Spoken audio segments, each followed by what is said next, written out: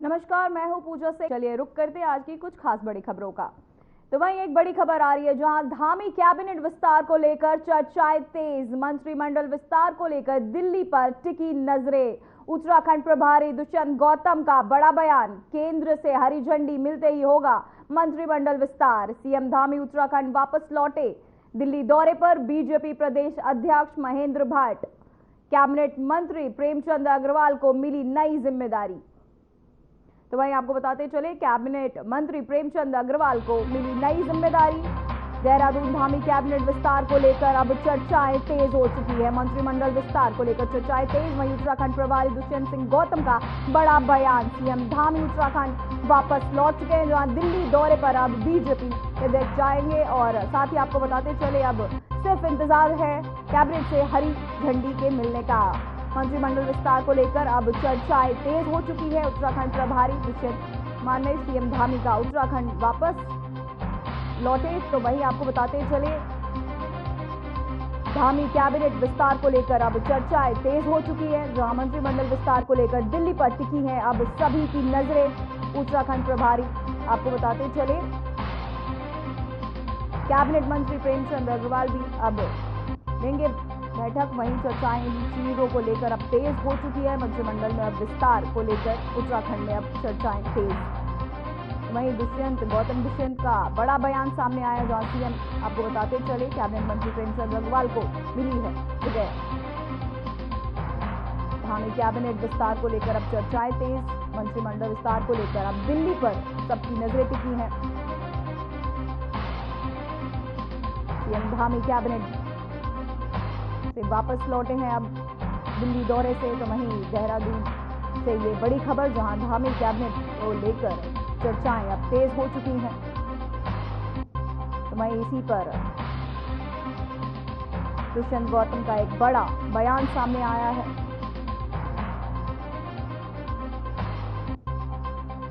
Dhami cabinet के विस्तार को लेकर अब चर्चाएं तेज हो चुकी हैं।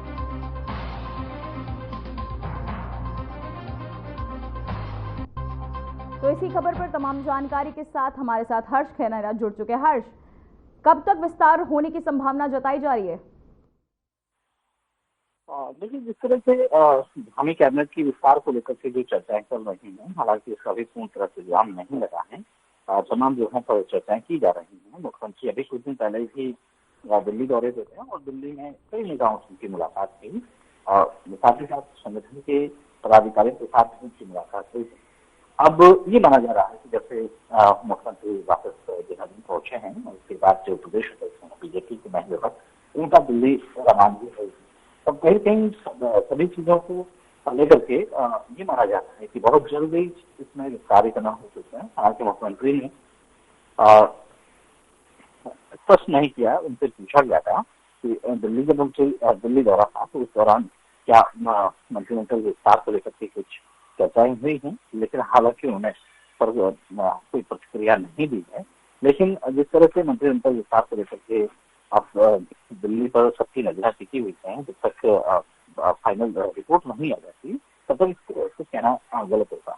लेकिन बहरहाल ये माना जा रहा है, चाहे वो उत्तराखंड के जो प्रदेश प्रभारी हैं दुष्यंत कुमार गौतम, उनको उनसे मुलाकात हो, इसके अलावा मुख्यमंत्री का दिल्ली जाना हो, महेंद्र भट्ट का दिल्ली जाना हो, तो ये माना जा रहा है कि जो मंत्रिमंडल में फेरबदल की जो चर्चा है उसमें चाहे वो प्रेमचंद अग्रवाल में चाहे दो अन्य मंत्री हों, ये बताया जा रहा है कि 3 मंत्रियों की छुट्टी हो सकती है और बाकी 5 लोगों को जो ये 5 नए चेहरे हैं उनको जगह मिल सकती है। देखना ये होगा कि कब तक चीजें तो पूरी तरह से विराम लगता है, कब तक जो मंत्रिमंडल गठन है वो चलता है। तो वहीं हर्ष, अब बीजेपी प्रदेश अध्यक्ष भी दिल्ली दौरे पर है, क्या कुछ और नई बातें सामने आ सकती है? कि मैंने बताया जैसे कि अभी मुख्यमंत्री दिल्ली दौरे पे थे और दिल्ली में तमाम लेखों से उनकी मुलाकात हुई है, केंद्रीय मंत्रियों से उनकी मुलाकात हुई है, गृह मंत्री से उनकी मुलाकात हुई है, साथ ही जो संगठन के पदाधिकारी हैं उनसे भी मुलाकात हुई है। और उनके देहरादून वापसी के बाद दिल्ली दौरे पर रवाना हुए हैं महेंद्र भट्ट और ये माना जा रहा है कि महेंद्र भट्ट भी तमाम जो नेतृत्व है उनसे मुलाकात कर सकते हैं, क्योंकि अब महेंद्र भट्ट का भी जो कार्यकाल है वो पूरा हो चुका है।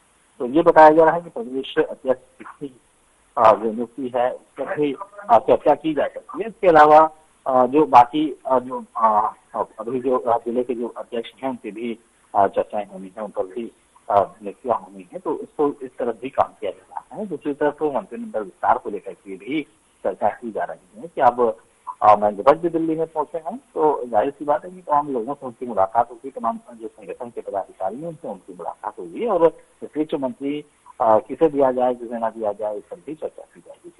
जी हर्ष, कैबिनेट मंत्री प्रेमचंद अग्रवाल को भी नई जिम्मेदारी मिली है, इस पर आप कुछ प्रकाश डालें। देखिए, जिस तरह से उत्तराखंड की अगर बात करें तो वरिष्ठ नेता हैं बीजेपी में मंत्री प्रेमचंद अग्रवाल, और जिस तरह से अभी चाहे वो संसदीय कार्य मंत्री का जिम्मेदारी हो, चाहे सदा वित्त मंत्री की जिम्मेदारी हो, शहरी विकास की जिम्मेदारी उनके पास है। अभी उनको नया मौका दिया गया है। जिस तरह से तमाम जगह से अगर बात करें तो कहीं न कहीं इस पर ये बताया जा रहा है कि अब ये चर्चाएं की जा रही है कि मंत्री प्रेमचंद अग्रवाल को हटाया जा सकता है। पूरे समूचे उत्तराखंड से इस तरह की बातें सामने आ रही थी कि उनको हटाए जाने की मांग लगातार हो रही थी। अब ये देखना होगा कि क्या उनको वाकई में मंत्रिमंडल से हटाने के लिए उनको नई जिम्मेदारी दी गई है या फिर उनको यथावत रखा जाएगा। ये बहरहाल इस पर विकसित कहना भी गलत होगा। जी, बहुत बहुत धन्यवाद हर्ष आपकी तमाम जानकारी के लिए। तो वहीं आपको बताते चले, सीएम धामी का उत्तराखंड वापस लौट चुके हैं, जहां कैबिनेट में बस मंत्रिमंडल के विस्तार को लेकर अब देहरादून में चर्चाएं तेज हो चुकी हैं।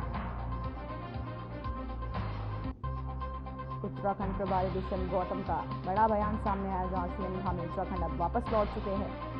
कैबिनेट मंत्री प्रेमचंद अग्रवाल को भी नई जगह मिली है।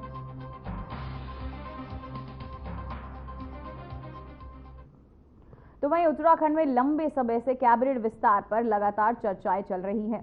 हाल ही में मुख्यमंत्री पुष्कर सिंह धामी दिल्ली दौरे पर रहे, जिसके बाद से चर्चाएं और तेज हो गई। लेकिन अब इस विषय पर सीएम धामी कुछ भी कहने से टालते दिखे हैं। दरअसल आपको बता दें कि मुख्यमंत्री पुष्कर सिंह धामी सर्वे चौक स्थित ITIR सभागार में अंतर्राष्ट्रीय महिला दिवस पर आयोजित कार्यक्रम में पहुंचे थे। इस दौरान उन्होंने विभिन्न क्षेत्रों में उत्कृष्ट कार्य करने वाली महिलाओं को सम्मानित किया। साथ ही कार्यक्रम के बाद पत्रकारों से मुख्यमंत्री धामी से कैबिनेट विस्तार पर चर्चाओं को लेकर सवाल किया गया। इसके जवाब में मुख्यमंत्री पुष्कर सिंह धामी ने कहा कि ये उनका पहले से ही प्रस्तावित दौरा था। इसके अलावा उन्होंने महिलाओं को मोदी सरकार और उत्तराखंड सरकार की ओर से प्रदान की जा रही विभिन्न योजनाओं के तहत के बारे में बताया और कहा कि आपको बताते चले, महिलाओं को बैंक के माध्यम से कम ब्याज दर पर और सब्सिडी वाला लोन प्रदान कर आत्मनिर्भर बनाने की कोशिश की जा रही है।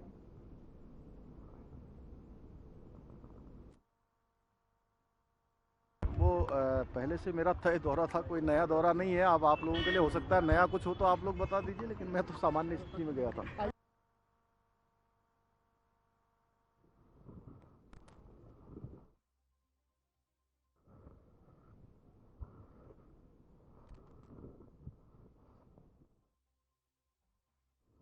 वहीं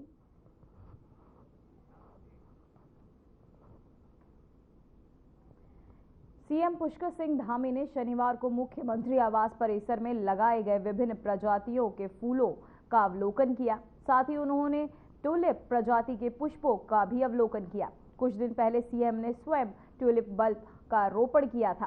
सीएम ने कहा, राज्य की सरकार बागबानी को निरंतर बढ़ावा दे रही है। राज्य में फूलों की खेती को भी बढ़ावा दिया जा रहा है।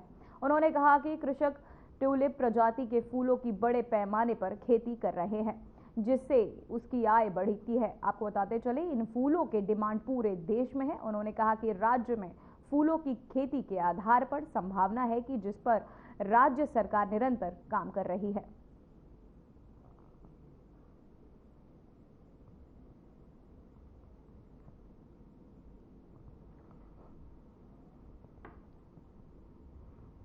तो वहीं हरिद्वार में चल रहे नेशनल यूनियन ऑफ जर्नलिस्ट के राष्ट्रीय अधिवेशन के दूसरे दिन पत्रकार सुरक्षा और अधिकारों को लेकर बड़ा मंथन हुआ। तो वहीं कैबिनेट मंत्री गणेश जोशी के अधिवेशन में शिरकत कर पत्रकारों की मांगों को सुना और अपनी बात रखी। तो वहीं अधिवेशन में पत्रकार सुरक्षा कानून, वर्किंग और जर्नलिस्ट एक्ट की बहाली, मीडिया हाउसिंग और मीडिया कमीशन के गठन जैसी अहम मांगों पर जोर दिया गया। इसके अलावा नेशनल रजिस्ट्रार फॉर जर्नलिस्ट की स्थापना, लघु एवं माध्यम समाचार पत्रों की आर्थिक सहायता, डिजिटल मीडियम के लिए स्पष्ट नियम, तो वहीं पत्रकारों के लिए स्वास्थ्य बीमा, पेंशन योजना, बस और रेलवे यात्रा में रियायत और जैसी सुविधाओं को बहाल करने पर गंभीर चर्चा हुई। तो वहीं मीडिया कर्मचारियों की छटनी, कम वेतन और अनिश्चित कार्यकाल जैसे मुद्दों पर भी गहरी चिंता जताई गई और सरकार से ठोस कदम उठाने की मांग की गई।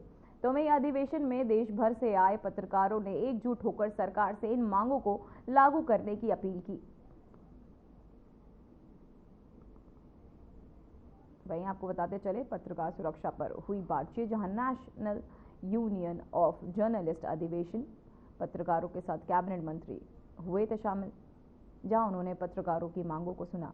साथ ही आपको बताते चले पत्रकार सुरक्षा और अधिकारों पर बात की गई, जहां नेशनल यूनियन ऑफ जर्नलिस्ट अधिवेशन रखा गया।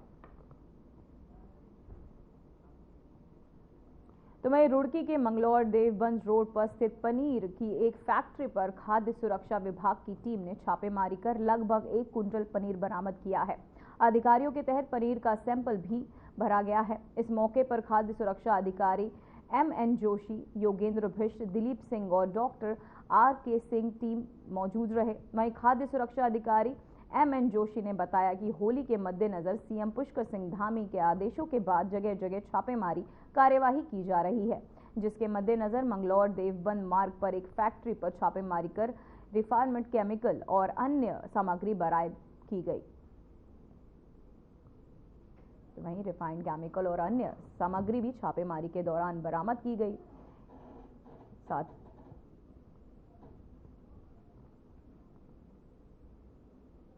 सूचना दी गई थी कि मंगलौर के पास एक फैक्ट्री है जहाँ पे पनीर बन रहा है। तो उसी सूचना पर हम लोग यहाँ पहुँचे, तो हमने यहाँ देखा कि पनीर जो यहाँ मिला है उस पर केमिकल भी और रिफाइंड भी इस टाइप का मिला, जो कि अच्छा स्टैंडर्ड का नहीं था, जिससे कि मिलावट की आशंका थी। उसी परिप्रेक्ष्य हम लोगों ने कार्रवाई करी है और ये कार्रवाई हमारी लगातार जारी भी है और जारी रहेगी कंटिन्यू। यहाँ पर पनीर बनाया जा रहा है जो कि मिलावट का संदेह के आधार पर हमने यहाँ पर छापा मारा, जिसके लिए उत्तराखंड के माननीय मुख्यमंत्री जी भी इसके लिए उनके आदेश है। हमारे जो खाद्य सुरक्षा आयुक्त हैं doctor R Rajesh Kumar sir, उनका आदेश था और क्विक रिस्पांस टीम गठित की गई है। उस टीम के जैसे सूचना मिली, हमारे हरिद्वार के DO एम जोशी जी, हमारे सीनियर FSO दिलीप जैन, योगेंद्र पांडे जी और यहाँ मंगलौर थाने के SI और पुलिस वाले मिलकर हम लोगों ने इसको ट्रेस किया और आज सुबह ही इसको पकड़ा। लगभग 1 कुंटल के आसपास पनीर प्रथम दृष्टया जो है, यहाँ पर आपको केमिकल भी मिला हुआ है, रिफाइंड ऑयल भी मिला हुआ है, पामोलिव ऑयल भी अवेलेबल है। इसका मतलब कि दूध, पनीर जो है सिर्फ दूध से बनता है, तो रिफाइंड और केमिकल का है कोई औचित्य नहीं पाना चाहिए।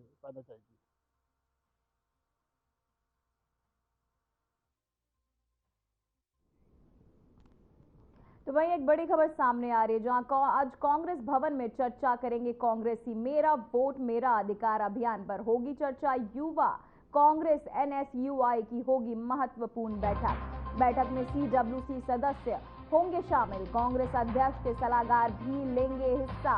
प्रदेश अध्यक्ष संघ नेता प्रतिपक्ष होंगे शामिल।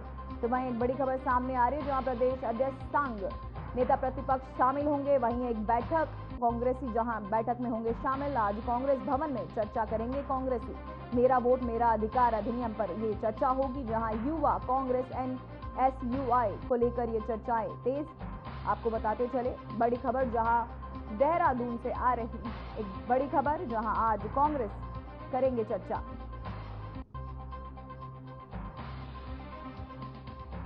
तो वहीं ये बड़ी खबर सामने आ रही है, जहां आज कांग्रेसी चर्चा कर सकते हैं। मेरा वोट मेरा अधिकार को लेकर चर्चाएं तेज। आज कांग्रेस भवन में चर्चा करेंगे कांग्रेसी। मेरा वोट मेरा अधिकार को लेकर अब कांग्रेस मंत्रिमंडल में चर्चाएं तेज। बैठक में CWC सदस्य होंगे शामिल। कांग्रेस अध्यक्ष के सलाहकार भी लेंगे हिस्सा। तो इस बैठक में तमाम कांग्रेसी सदस्य हिस्सा ले रहे हैं, जहां मेरा वोट मेरा अधिकार को लेकर चर्चाएं तेज। तो वहीं बड़ी खबर देहरादून से आ रही है, जहां पुलिस भर्ती परिणाम पर हाई कोर्ट ने लगाई रोक। 2000 पदों पर चल रही है पुलिस की भर्ती प्रक्रिया। वहीं आयु सीमा में छूट के लिए दायर की गई याचिका। बिना अनुमति परिणाम जारी करने पर लगाई रोक। एससी ने कहा राज्य सरकार भर्ती प्रक्रिया रखे जारी। मामले की अगली सुनवाई 25 मार्च को होगी। तो वहीं आपको बताते चले देहरादून से बड़ी खबर, जहां पुलिस भर्ती को लेकर चर्चाएं तेज। परिणाम पर, पुलिस भर्ती के परिणाम पर अब हाईकोर्ट लगाएगी मोहर। वहीं 2000 पदों पर चल रही थी ये, तो जहां आपको बताते चले बिना अनुमति बताते चले मामले की अगली सुनवाई 25 मार्च को होगी। एचसी ने कहा राज्य सरकार की प्रक्रिया रखी गई। बिना अनुमति परिणाम जारी करने पर लगाया है रोक। आयु सीमा में छूट के लिए दायर की गई थी याचिका। 2000 पदों पर चल रही है पुलिस की भर्ती प्रक्रिया। पुलिस भर्ती परिणाम पर हाईकोर्ट ने लगाई रोक। देहरादून से बड़ी खबर, जहां पुलिस भर्ती परिणाम पर हाईकोर्ट ने लगाई रोक। 2000 पदों पर चल रही है पुलिस भर्ती प्रक्रिया। तो इसी खबर में तमाम जानकारी के साथ हर्ष खनेरा हमारे साथ जुड़ चुके हैं। हर्ष, क्या फैसला लगा रही है हाईकोर्ट पुलिस पुलिस की जो भर्ती है उसके परिणाम पर रोक लगाई गई है। हालांकि जो चयन प्रक्रिया है वो यथावत रहने के लिए हाईकोर्ट की तरफ से कहा गया है। अभी प्रदेश की अगर बात करें तो लगभग 2000 पदों पर पुलिस भर्ती प्रक्रिया जो है वो चल रही है। आयु सीमा की में छूट दिए जाने के मामले को लेकर के याचिका दायर की गई थी, जिसकी सुनवाई के बाद हाईकोर्ट के निर्देश दिए गए हैं कि बिना अनुमति के परिणाम जारी करने पर रोक लगाई गई है। और साथ ही साथ ये भी कहा गया है कि राज्य सरकार भर्ती प्रक्रिया जो है वो यथावत रखे, उसे जारी रखें और उसके बाद जो परिणाम होगा उसे अनुमति के बाद ही परिणाम घोषित किया जाएगा। लेकिन अभी की अगर बात करें तो प्रदेश में तमाम लोगों पर पुलिस कांस्टेबल की जो भर्ती है वो चल रही है और इसकी जो मामले की जो सुनवाई होगी 25 मार्च को होगी और उसके सुनवाई के दौरान ही जो चीजें हैं वो तय होंगी। एचसी ने कहा राज्य सरकार भर्ती प्रक्रिया पर रखे जारी। तो ये इस जवाब के बाद क्या प्रतिक्रिया आई है लोगों की? देखिए, इस पूरे मामले को लेकर के सचिव जो है और पुलिस महानिदेशक को वीडियो कॉन्फ्रेंस से जुड़ना होगा और हाईकोर्ट में जिस दिन इसमें सुनवाई करेगा उस दिन जो यानी कि 25 तारीख की बात है तो 25 तारीख को वीडियो कॉन्फ्रेंसिंग के जरिए पुलिस महानिदेशक भी और गृह सचिव भी इसमें इस सुनवाई में रहेंगे। और हालांकि अभी तक जो 2000 भर्तियां हैं वो निरंतर जारी रहने के लिए कहा गया है। लगातार इसकी भर्ती प्रक्रिया जो है वो चल रही है। देहरादून के अलावा अलग अलग जगहों पर भी भर्ती जारी है। बहुत बहुत धन्यवाद हर्ष। तो वहीं आगामी होली और ईद के त्योहारों को शांतिपूर्ण और सौहार्दपूर्ण वातावरण में संपन्न कराने के उद्देश्य से सिडकुल थाना परिसर में एक अहम बैठक हुई। बैठक की अध्यक्षता थाना प्रदेश अध्यक्ष मनोहर सिंह भंडारी ने की, जिसमें स्थानीय गणमान्य व्यक्तियों, समाजसेवियों और पुलिस प्रशासन के अधिकारियों ने भाग लिया। तो वहीं बैठक के दौरान थाना अध्यक्ष भंडारी ने क्षेत्र के नागरिकों से अपील की कि वे आपसी भाईचारे और सौहार्द के साथ त्योहारों को मनाएं। उन्होंने कहा कि होली का पर्व उल्लास और रंगों का त्योहार है, लेकिन इस दौरान किसी भी प्रकार की अप्रिय घटना को रोकने के लिए सभी को सतर्क रहना होगा। उन्होंने नागरिकों से अनुरोध किया कि सड़कों से गुजरने वाले किसी भी व्यक्ति पर जबरन रंग न डाला जाए और इस बात का विरोध ध्यान में रखा जाए कि समुदाय की भावनाओं को ठेस न पहुंचे।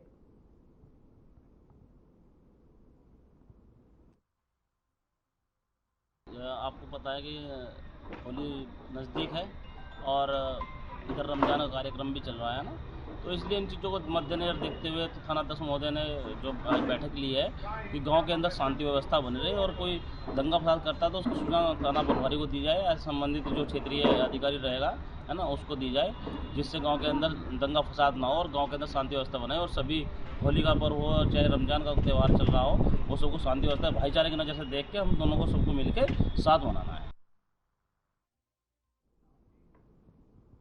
आज भारत और न्यूजीलैंड के बीच चैंपियंस ट्रॉफी 2025 का फाइनल कुछ ही देर में शुरू होने वाला है, जिसमें भारत की जीत के लिए पूरे भारतवर्ष में क्रिकेट प्रेमी अपनी अपनी ओर से भगवान से भारत की जीत की प्रार्थना कर रहे हैं। तो वहीं धर्मनगरी हरिद्वार में भी संतों द्वारा गरीब दासी आश्रम में भगवान भोलेनाथ का रुद्राभिषेक कर चैंपियंस ट्रॉफी में भारत की जीत की कामना की गई। इस अवसर पर गरीब दासी आश्रम के परमाध्यक्ष महंत रविदास शास्त्री का कहना था कि भारत में क्रिकेट को लेकर हर किसी में जुनून रहता है, इसलिए आज भारत की जीत के लिए संतों के तहत भगवान भोले का अभिषेक किया जा रहा है।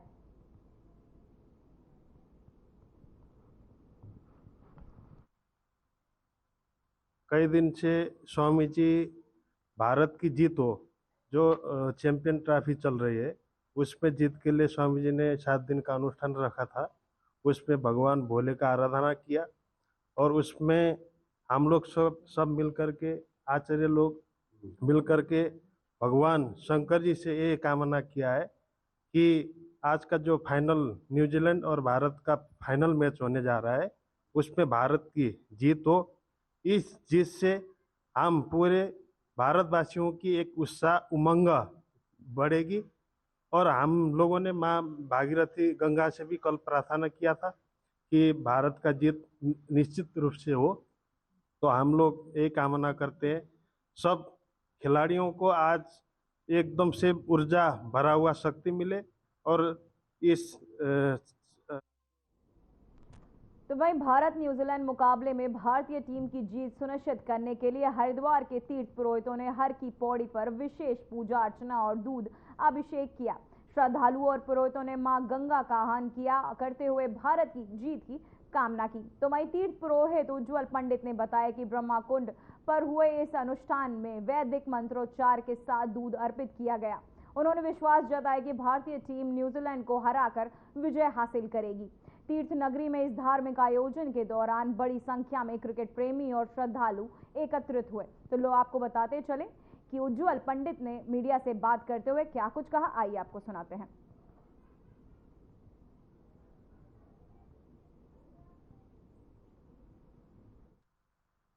आज भारतीय क्रिकेट टीम की जिस प्रकार से जीत के लिए हम लोग सब लोग यहाँ संकल्पबद्ध है, भगवती गंगा जी के पावन तट पर हमने आज दुग्धाभिषेक किया।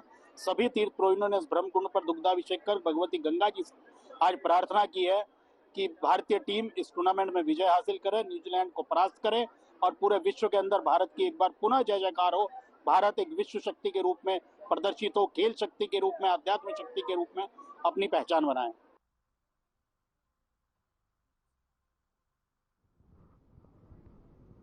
तो वहीं एक बड़ी खबर सामने आ रही है, जहां नए मुख्य सचिव को लेकर सुगबुगाहट अब तेज हो चुकी है। इस महीने खत्म होगा राधा रतूड़ी का कार्यकाल, शीर्ष पर है आपको बता दें बैच IAS अधिकारी आनंद वर्धन। वहीं आनंद वर्धन का केंद्र में हो चुका है इम्पैनलमेंट। वहीं RK सुधांशु का नाम भी सूची में शामिल।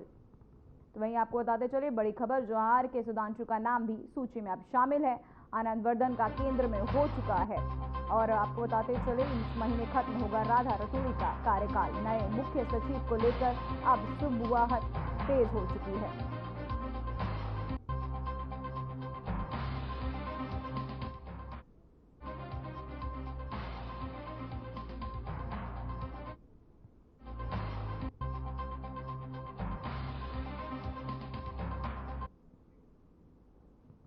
तो वहीं हरिद्वार के ऋषिकुल आयुर्वेदिक कॉलेज में रोजा इफ्तारी पार्टी पर होने पर हंगामा मच गया।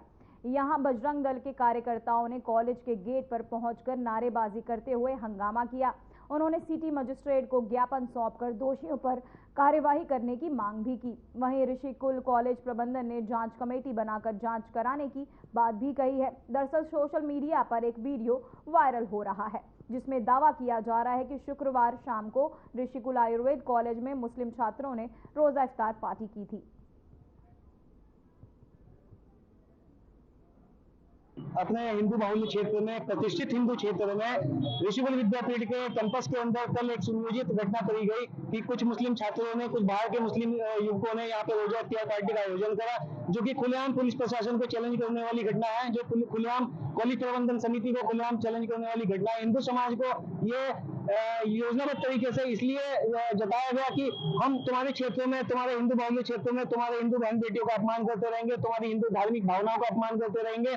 और इसका कड़ा विरोध करने आज बजरंग दल ऋषिकुल विद्यापीठ के बाहर पहुंचा है। पुलिस प्रशासन को 3 दिन का समय देकर अपनी लिखित शिकायत के आधार पर और कॉलेज प्रबंधन समिति को 3 दिन का समय देकर हमने अपनी कड़ी कार्रवाई की मांग करी है। हिंदू समाज के हित में अगर कोई कड़ी कार्रवाई पुलिस प्रशासन या कॉलेज प्रबंधन समिति नहीं करती, उक्त संयुक्त युवकों को अगर इन्वेस्टिगेट नहीं किया जाता, तो बजरंग दल अपनी पूरी ताकत के साथ कॉलेज प्रबंधन समिति को भी दिखाएगा कि इस्लामिक जिहाद और इस्लामीकरण करने वाली मानसिकता को सूचना दी गई चौकीदार के द्वारा, जो चौकीदार रहता है शाम को 6 बजे कि कुछ बच्चे यहाँ गैदरिंग कर रहे हैं खाने पीने का सामान लेके।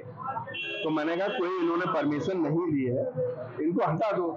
उसने कहा हमारे कहने से नहीं हट रहे हैं। तो मैंने कहा मैं आ रहा हूँ। मैंने अपने शिक्षक साथियों को फोन किया, हमारे 8-10 शिक्षक साथी आ गए, कर्मचारी। फिलहाल बुलेटिन में बस इतना ही। मुझे दीजिए इजाजत। नमस्कार।